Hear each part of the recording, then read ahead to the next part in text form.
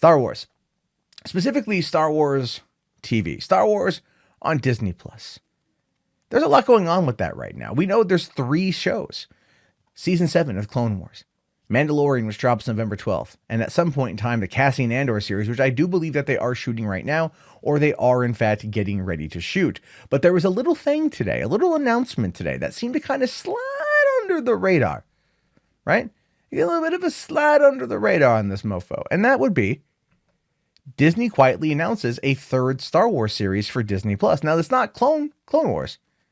It's a 3rd live action series. Now, that to me is crazy. Now, here's what it says. In a surprise move, almost offhand today, Disney CEO Bob Iger revealed that there would be a 3rd or more Star Wars series produced for the Disney Plus streaming service, saying to this recent investors call, in the interim, we are producing 2 live action series for Disney Plus. One of them is called The Mandalorian, which was supervised by Jon Favreau, and the other one is a bit of a prequel to Rogue One, and my guess is there will probably be at least one more live action series that we produce for Disney Plus before we release the next film.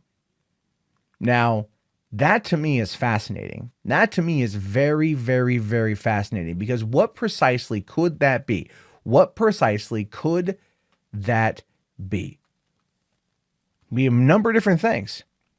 Right? Is it going to be like The Mandalorian, which is going to be dealing with the fallout from Return of the Jedi, the ending of the Empire, what happens 5 years down the road when the remnants are scattered to the Outer Rim or beyond the Outer Rim where there's no law?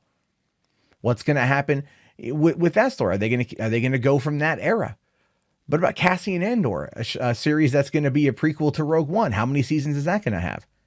And why are they wanting to do Cassian Andor? Well, I have theories for that one. My theory for the Cassian Andor show, predominantly with Diego Luna, is because we're trying to reach a specific demographic. And look, I think they've like even kind of said that, but they want diversity, and that's kind of how they're getting it. And I'm not against it. I loved Rogue One. I think if you wanted to put a gun to my head and ask me, out of the 4 Star Wars movies that have come out since 2015, which one do I like the most? Probably would be Rogue One. And I love the cast, and I like that we get to see more of them. And I really want more K2SO. And the fact that Alan Tudyk is going to be involved doing the mocap makes me very happy. But specifically, the 3rd show, I don't think what he said was an offhand comment. I think what Iger was referring to specifically is going to be a direct tie-in to the next trilogy.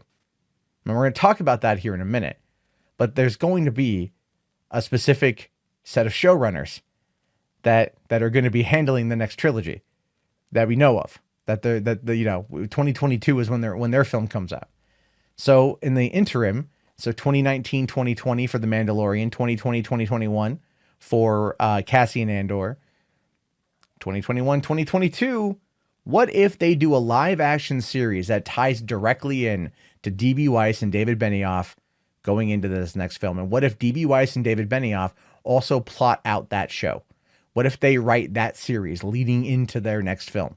They give us a little bit of the Game of Thrones style stuff going on for television with Disney Plus in this series, and then that ties directly in to whatever they're going to be giving us in 2022.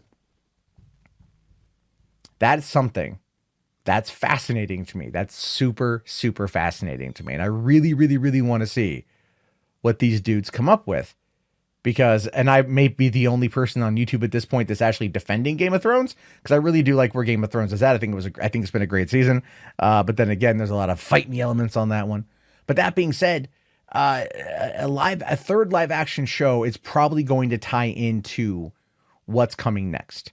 And the rumor has it that it's the Old Republic. Could it be a tie-in to a Darth Revan story?